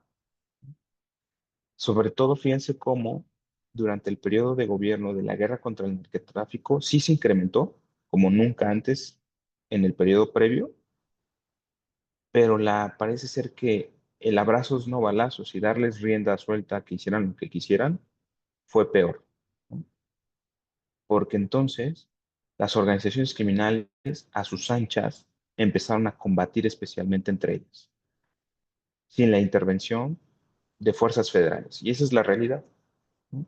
Las fuerzas federales tenían la orden de no ir detrás, de no combatir, de no confrontar. Pero eso generó que entre organizaciones se confrontaran aún más y que entonces la violencia homicida se disparara. Y eso responde, por ejemplo, a situaciones como los campos de entrenamiento, en donde sí existe en México un reclutamiento forzado de mexicanos y mexicanas para que trabajen y se adiestren en tareas que requiere el crimen organizado. Bien, siguiente. Y bueno, ya cuando sacamos la tasa de homicidios por cada 100.000 habitantes, a manera de termómetro, fíjense cómo nuevamente el mapa nos ayuda a ubicar las zonas más difíciles del país, ¿no? Que coincide con esos otros mapas que habíamos revisado anteriormente. Siguiente, por favor.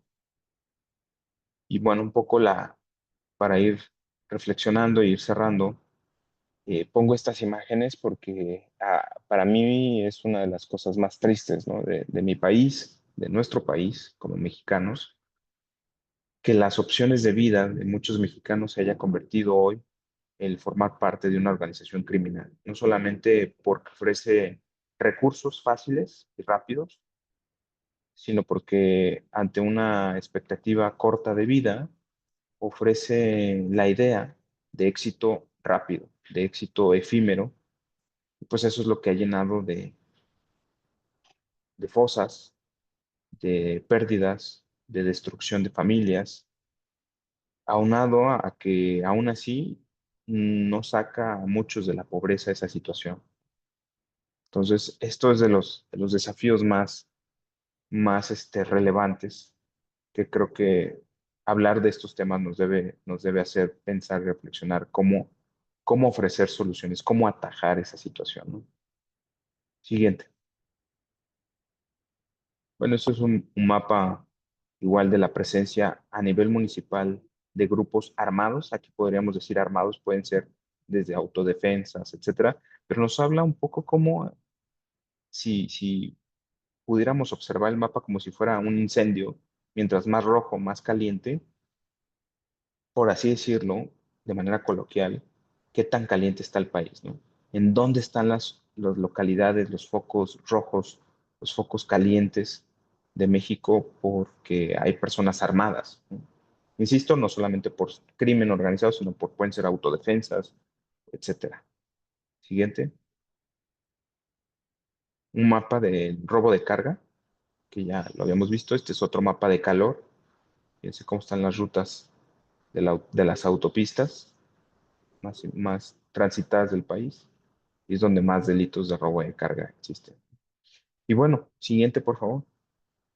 Realidades que cada vez superan la ficción, ¿no? Y aquí ya podemos ir introduciendo el tema de terrorismo que veremos la siguiente sesión, porque actos de terror que realizan las organizaciones criminales para disuadir, confrontar, exterminar a sus adversarios o para desafiar a la autoridad o para intimidar a la ciudadanía. El uso de drones con artefactos explosivos improvisados, eh, la destrucción, por ejemplo, de tiendas comerciales, los bloqueos en caminos y autopistas, etcétera, ¿no?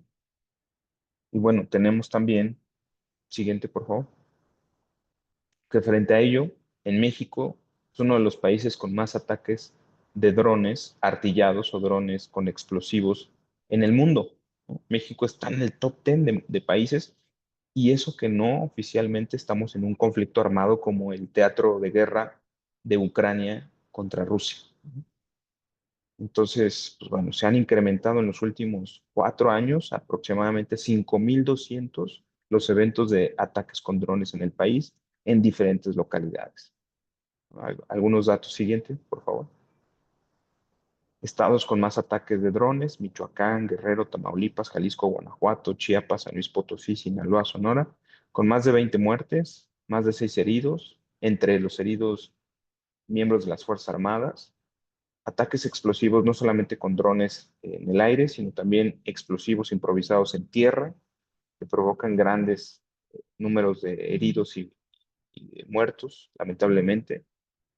Y bueno, también los drones cada vez son utilizados por estas organizaciones delictivas para múltiples tareas como ataques, inteligencia, monitoreo de sus adversarios o de las autoridades, para logística y transporte.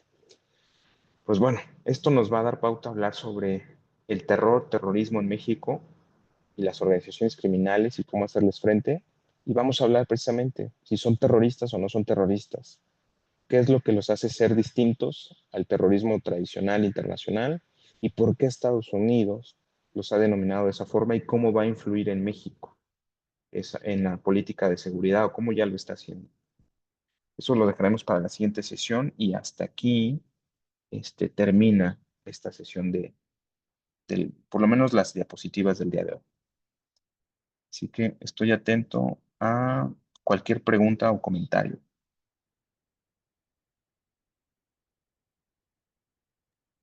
Perfecto, muchas gracias, Jonathan, por la exposición del día de hoy. No sé si alguno tuviera algún comentario, alguna pregunta por hacer de lo que estuvimos viendo el día de hoy.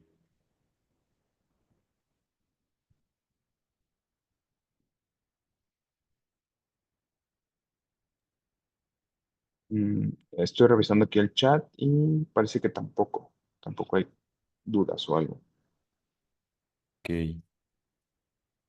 muy bien, pues entonces, si no hay preguntas, nada más les pediría de favor a los que pudieran abrir su cámara para tomar captura de los que andan conectados. Recuerden que el INE nos pide evidencia de todos los que toman nuestros cursos.